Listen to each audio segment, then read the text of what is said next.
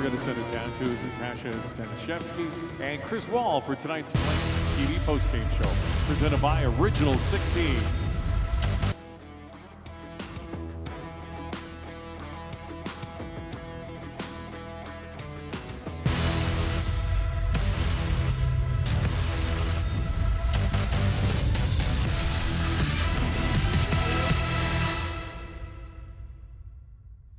Hi everybody, welcome to the Flames TV live post-game show. I'm joined by Chris Wahl here on the desk to break this one down.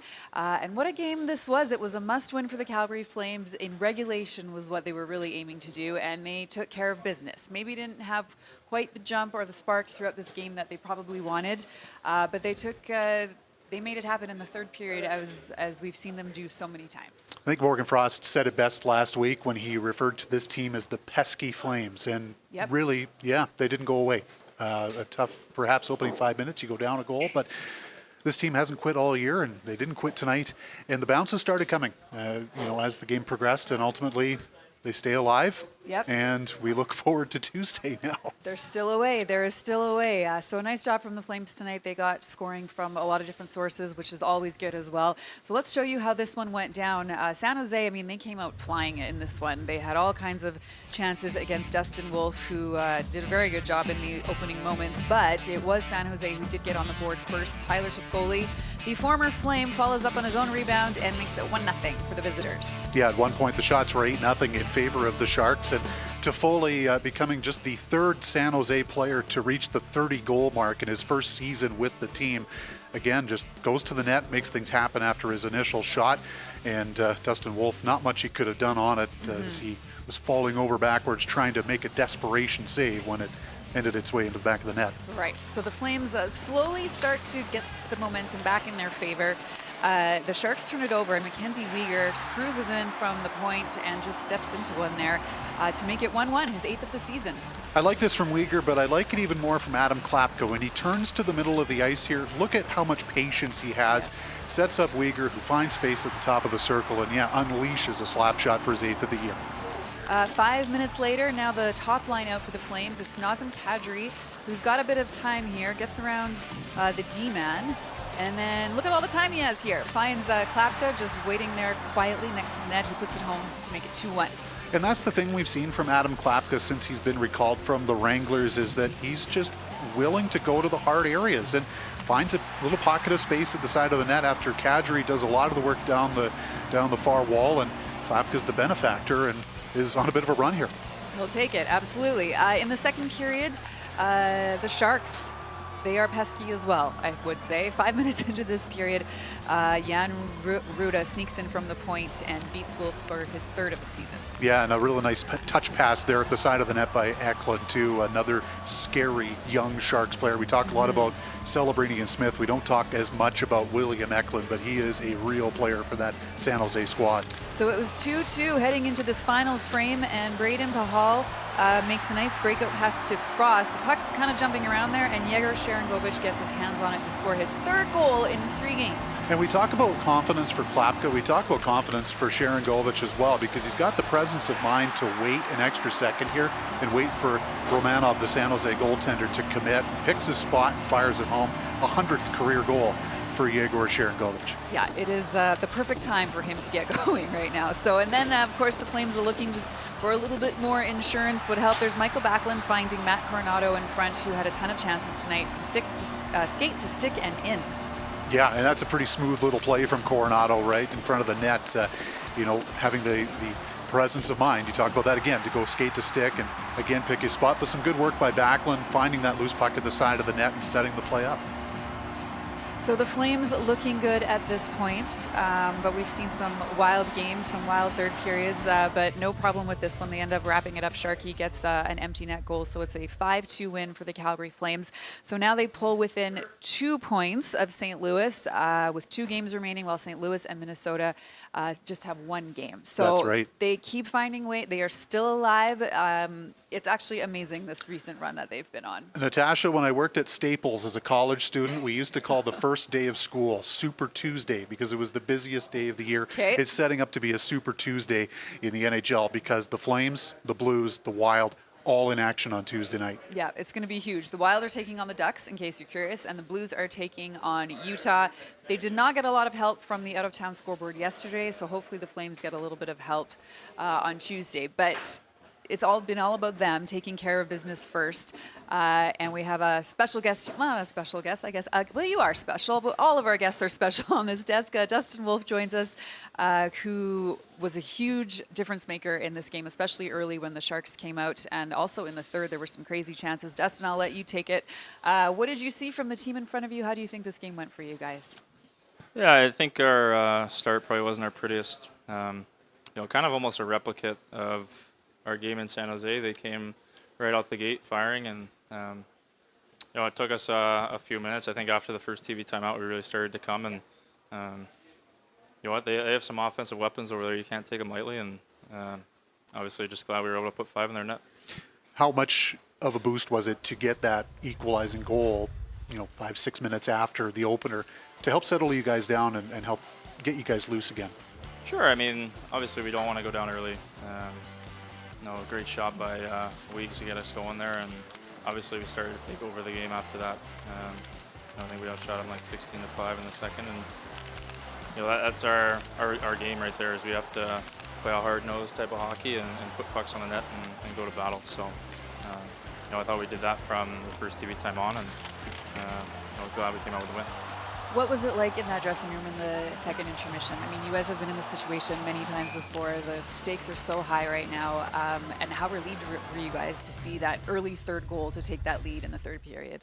Yeah, I think that's the message is, we've probably been in the same scenario where we're down 1 or up 1 or tied pretty much every single game the last half of the season. So I like to think we're pretty comfortable in these scenarios now. And obviously this is the time of year where we have to be comfortable, playing 1-goal games. And it probably, like I said, we didn't like our start, but as the game went on, we really found our game, and this is a big win for us. I think 28 saves for yourself, but I think the one that a lot of people who were at the game or watching it is going to talk about was the one with the bounce off the glass behind the net or off the stand or off the boards, off the glass, where it kicks out in front. What are you seeing on that play, and how much of a presence of mind do you have to be able to react as quickly as you did to make that stop and come back across your blue paint? Yeah, obviously it's a nothing play that turns into something, but I just saw the puck was going to be going around the other side, so I wanted to kind of get over there a little bit early, and I looked over my shoulder and the puck wasn't there. So you kind of, last second reaction, try to just put yourself in the middle of your net, and obviously just very fortunate he hit me in the chest, and that was probably a big turning point here, like midway through the third period. I feel like you guys are still owed a few more bounces and a little bit of puck luck, and that might have been a case right there. For sure. I mean, we've been on the receiving end of some tough luck. Yeah. And you got to earn your chance. You got to earn your luck. But just glad that one didn't go in the net, and we're not talking about it. Last one for you. I don't know if you guys will admit to it at all, but I can't imagine just the mental load of getting up for each and every single game like this. It's a must-win almost every single night. What has that been like for you guys as a team, dealing with that or managing it? Yeah, I mean, when you're playing meaningful games, we've been playing meaningful games the last 30 games. Mm-hmm. I think we've kind of become accustomed to, we're in a position where we have to win hockey games, and it doesn't matter how we get it. But we need to find a way to get 2 points every night, especially the next 2. And the nature of our group is we're going to come to the rink, we're going to battle. There's going to be pretty areas, there's going to be not so pretty areas, but at the end of the day, we're working our nuts off every day to come together and work as a 20-man group out there every night, and there's a lot of heart in this room for sure. Awesome. Thank you for this. Congrats on the win, and good luck the rest of the way. Yeah, thanks, guys. Thanks for stopping by. So there you have it, Dustin Wolf, who put on another great performance for his team tonight, saved the day a couple of times in this one. Calder Trophy candidate. Yes, what more right. can you say? We're supposed to be talking about that. And Dustin set a franchise record tonight, too. His 52nd start of the season, which eclipses the record for rookie starts for a goaltender set by Mike Vernon during the 86-87 season. So, listen, he's carried the load in goal here for the last couple of weeks. What was that, 7 straight starts, I want to say? Yes. For him. And he's been rock solid Right. in goal, and he's definitely given this team a chance to win each and every night, which is, I think, all you can ask for from your goaltender. Someone else who has been pretty rock solid recently is Jonathan Huberdeau, who had 2 points tonight. He is in the dressing room right now. Let's hear from him. So what was the difference tonight? You know, it looked as though and felt as though from the outside, everything was a little bit flat, and then you guys kind of switched. What was it? I mean, I feel it's happened a lot this year, so it's kind of our way, our resiliency. I mean, we just don't give up. So I think we want to stay in it. That's our goal. We want to have the control that we can control, and I think that's what we're doing right now. Doesn't matter how we get the 2 points, we just need to get them right now. So. What was the mood like in the dressing room in the second period? You knew the whole season was on the line. Was it intense, light?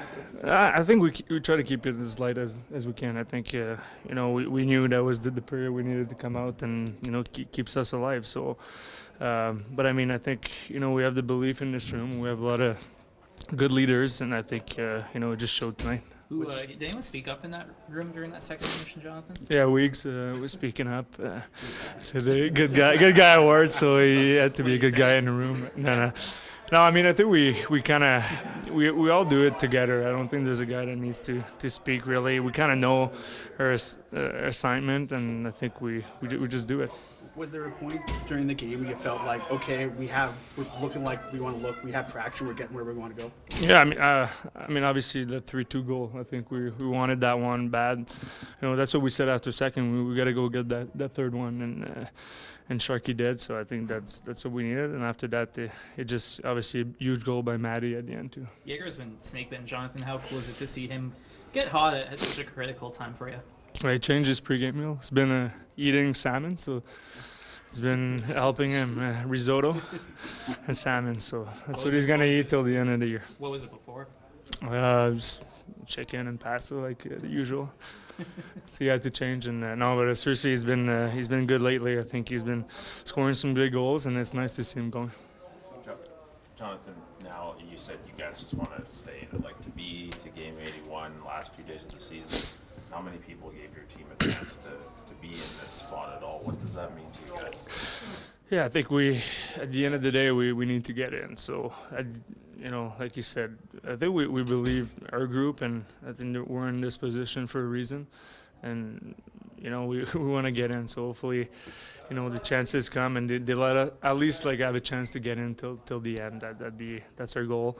So obviously, you know, we're gonna have to wait. But I think, you know, if we can control, we've been playing good lately, so we did our part. So.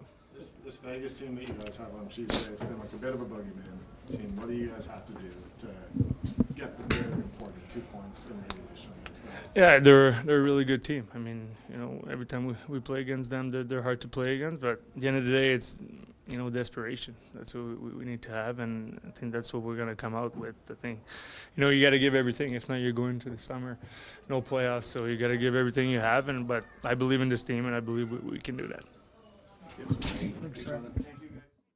The secret of Yegor Sharangovich's recent success. He's eating salmon before the games. Is it omega-3s? Maybe. Is that what that provides? I don't know.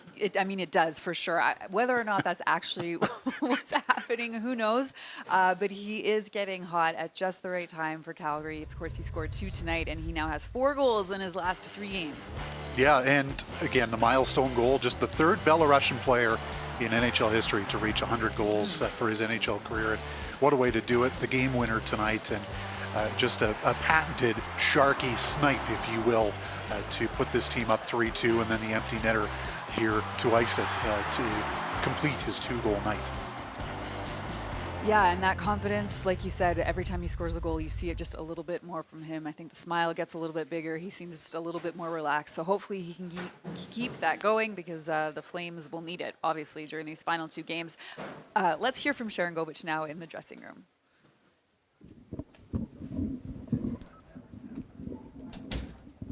How does it feel, Yegor? You know, it's been a tough campaign for you, but the past 2 weeks you played really well. And sort of how are you feeling? We just feel good, you know, and we keep believe where we can make a playoff and just work doing our job and just win the games. What did you see on your goal, your first goal? It's a good couple of bounces, and Frosty make a good play, and I just scored a goal. What's maybe the biggest difference for you the past 2 weeks? Sorry? What's changing your approach or anything the past few games? Nothing. I'm not changing. I do just same job all year, and now I just start scoring goals. Jonathan said you may have switched up your pregame meal. Is there any truth to that? Yeah, it's true. Last month I eating salmon, not chicken before game. With risotto. No, it's fish. It's lighter. Yeah. Why didn't you? Just my wife told me you should try something different, and I was try it once. It works, and just keep it. Yeah. What does 100 goals for you? I think you're the second Belarusian player to do that ever. Just what does that mean to you? You never think, right now, about you think about scoring goals to help the team win, but you're not thinking about these numbers. You're just thinking to make a playoff right now because it's not fun when it's summer long, and it will be more fun if I score and we make a playoff today. Will you eventually kind of reflect on that milestone? Sorry? Will you soon think 100 goals and being one of the only people from your country to do that? Will you think? Yeah, it's it's not a lot of people. I think it's only 2 guys in front of me. It's like Mikhail Grabowski, my friend, and Andrei Kostizin. Yeah, it's from small country, score like 100 goals, and yeah, I think it's good for our country. More people know about our country right now, and just need to keep going. Okay, thank you. I don't think Sharky loves speaking to the media just because of the language, but when he does, I think he's so great the way he opens up with things. And I guess we learned the story about the salmon, where that's coming from. But the 100 goals, it is a big milestone, and hopefully he does have a chance to reflect on it when this is all done. I mean, the first light that popped into my head was, well, there's a story idea for CalgaryFlames.com. But, yeah, there you go. I think that, he mentioned his wife, who I believe is a personal trainer, is very kind of health conscious. So there's maybe a connection there. Yes. And you know what? Hockey players are people of routine too. So sometimes just those little subtle changes can lead to the change in mindset and just an increased sense of comfort, I guess, for lack of a better term. Absolutely. Let's talk about someone else who made a huge impact in this one, and that is Mackenzie Weegar, the recent winner of the Peter Marr Good Guy Award. And he got the Flames on the board in this one to make it 1-1 to tie it up, and he just was all over the place, logged a ton of ice time, just over 25 minutes, and had 3 shots tonight as well. Yeah, and as you're watching right now, you see, he came close to having a second goal later in the frame where he hit the post there, a shot that just snuck under the right arm of Romanov, the goaltender. But no, you look to your leaders to be impact players, and Weegar definitely was that tonight, and he's been an absolute minute muncher for this team too all season long, and tonight was no exception. Okay, so another good performance by the defenseman. Let's hear what he had to say in the Flames locker room after this win. How big do you feel your goal was in terms of kickstarting what was a pretty bad start for you guys? I thought it was a great start. I got the award now, so I can come at you guys. No, I'm joking. It was tough. Yeah, I thought we were sleepy. Start the period, Wolfie, does what he does. Kept us in that first period. They were bringing, credit to them. They started on time. They're a young, resilient team over there. They wanted to, put it to us at the beginning. But it was nice. I said it to Les after the game. It was nice to kind of contribute in that area, kind of scoring a timely goal or making a play. I hadn't done that in a while. So just for myself, it was nice to contribute there, wake everybody up. Maybe guys can relax a little bit after kind of a shaky start. So that was big. Was there a point where you feel like the game started turning your way? I'd say after that goal, I thought we kind of settled down, found our game. The forecheck, we talked before the game. I've said it a lot of times now. Our forecheck's the key to our game. When we hunt D and put pressure on their D, it kind of activates everybody. The D coming down the wall is the back pressure and whatnot. So I thought we settled in. We came in the room after the first. It wasn't.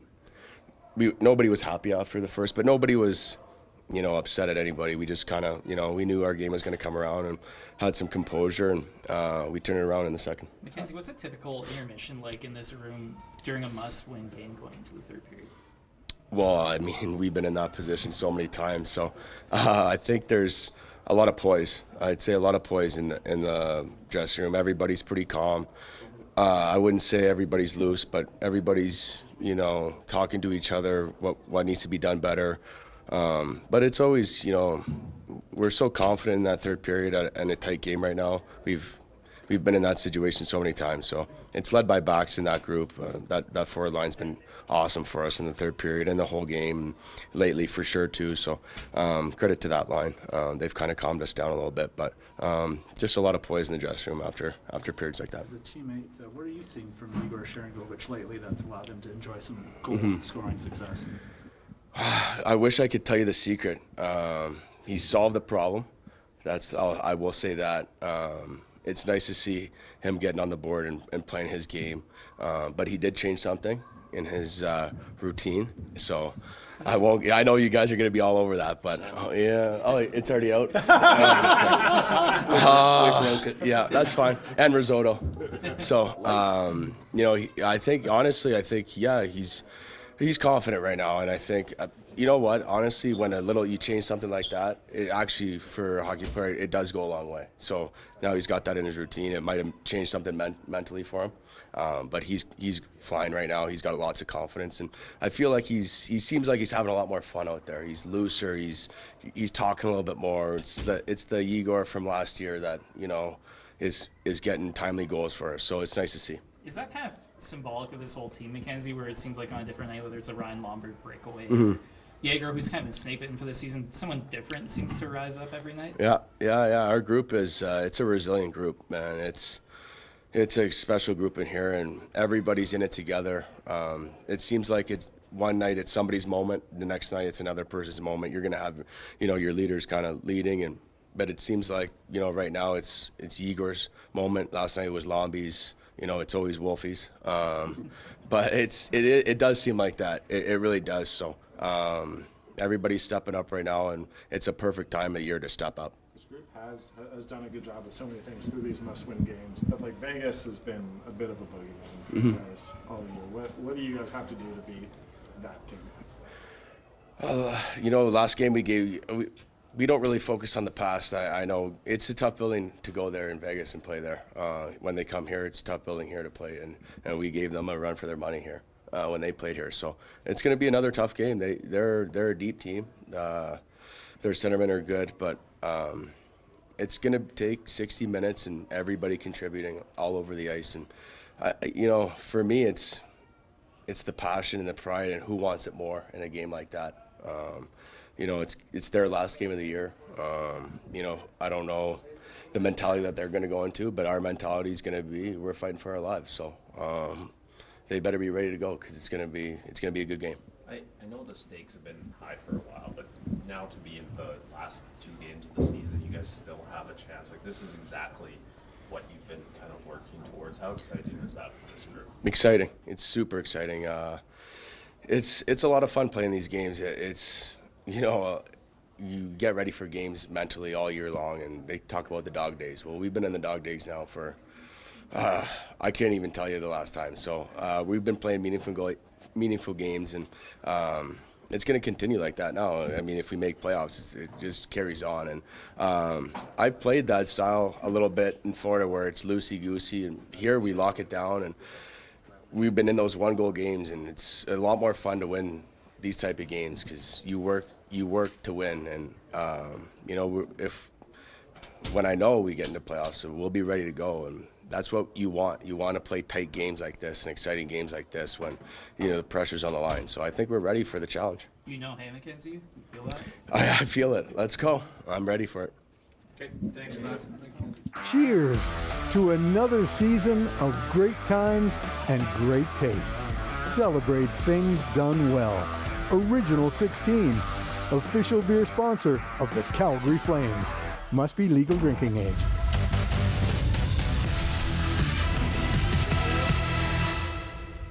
Some great stuff there from Mackenzie Weegar as the Flames celebrate a 5-2 win over San Jose, a win that they needed, a regulation win that they needed, and he said these games are exciting. So hopefully they can keep that excitement up. Obviously, like I said, I feel like maybe it's wearing on them a little bit, maybe just the mental side, but they're finding ways to get it done each and every night. Interesting to note too that he said that he enjoys playing in these kinds of games, right? Like, it's an interesting mindset where you earn your dinner, so to speak. And, you know, that's kind of how Mackenzie Weegar is. He's pretty honest, he's pretty affable. To kind of have that kind of a statement, it's surprising, but it's not surprising. Yeah. But I think it kind of suits the mentality of this team where they've had to work. They've had to scratch and claw all year to get to where they're at. And why not do it for 120 more regular season minutes? Right. Maybe the mental demand isn't as much as I think. Maybe I should just... No, it sure does. Okay. So, yes, they get the win here tonight, and there's another must-win. Let's hear from the coach now, Ryan Huska, speaking to the media. Coach, what'd you make of that game? We had a slower start to the game, but we had a great goaltending effort to start with, and then we got our game after that. So, you know, I give our group a lot of credit. They are a resilient team, no matter what a situation is. So I'm proud of them. Yeah. Was the Weegar goal one of the pivoting points in the game? We were getting outplayed badly at that point. So I think it allowed us to catch our breath for sure. And then scoring again, a good individual play by Naz after that to set up Clapper, I think kind of brought us back to reality that we're okay here. Take a deep breath and just go and play. So you need that from your key guys again. Ryan, how much has Yegor's resurgence changed the complexion of this team recently? Well, he makes us a more dangerous team depth-wise. So now we have three lines that, well, you can even say our fourth line. But he's a threat to score now. So when he's on the ice, you have to be aware of him for one. You know, I feel when he's playing the way he is now that anytime the puck's on his stick, he's got the ability to score. He's got the ability to make a play that can change a game, and tonight he did that. They were saying that he changed his pregame meal from chicken to salmon. Pete mentioned that to me, but just briefly, like that's one thing. Like a lot of players won't show you that they're having a tough go when they're not playing to their expectations for whatever reason. So to me, that's a care thing. Like I got to do whatever I can do to get myself back on track. So if he went to salmon and risotto, then he should stay with salmon and risotto. We've talked about the penalty kill being so effective for your group this season. I know they weren't terribly busy today, but that kill in the early in the third period, how crucial was that to sort of keep things going for you guys? Very, very much so. It's been very good since Four Nations. You know, at the beginning of the year, we talked a lot about it not being on the same level as we expected it to be. The power play had stretches where it was winning us games, but the penalty kill was letting us down too often. It's flipped now, where the penalty kill, when it's going out there, I really believe that they feel like we're getting the job done. And I think that's the mentality that you want your team to have in all situations, but our penalty kill does have that right now. Has anything changed, I guess, with your penalty kills since Four Nations to make it sort of flip the switch, I guess? As I mentioned before, I think Trent's done a good job with it. He's just kind of compressed them, and he's done a really good job of not allowing as much through our seams or our coverage than what we were giving up before. So the shot locations where they're coming from are a little bit more predictable for our goalies now. It's a hard-working shift that gets you the insurance goal for Coronado. Just what can you say about your captain and the line and the play they've had recently? Yeah, well, for Michael, if I can speak on him first, this is maybe the best I've seen him play this year. The last 3-ish, maybe 4 games, he's been really good for us. Like, he's driven right now. And even that play below the goal line, he moves his feet to get away from somebody. And I don't know, we talk about Michael and Blake, that when you put someone with them, that person gets going a lot. When Michael and Blake are at their best, they're easy players to play with. And right now, Matty scored a bunch lately, and he's around it again a lot. So I think a lot of that credit goes to the way Michael is playing and his partner on the other side, Blake.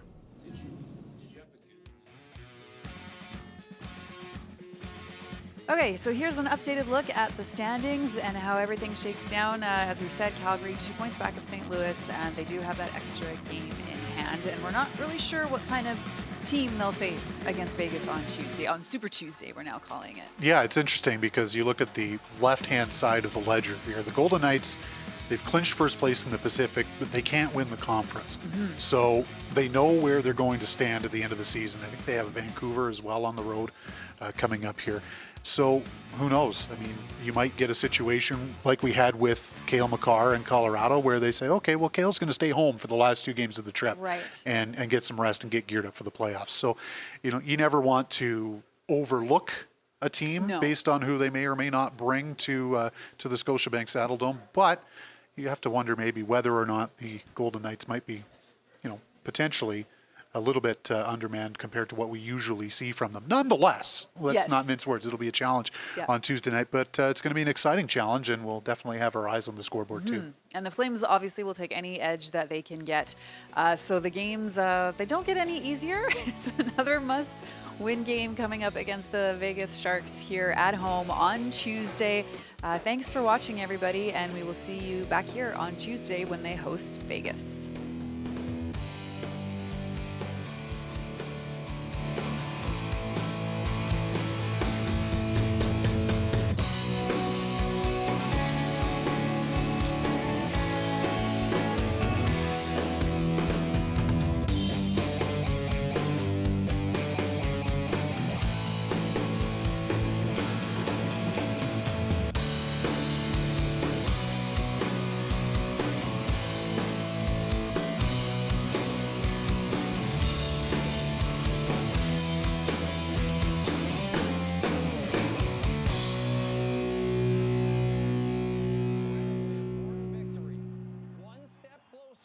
To clawing their way back into the playoff conversation. They do it.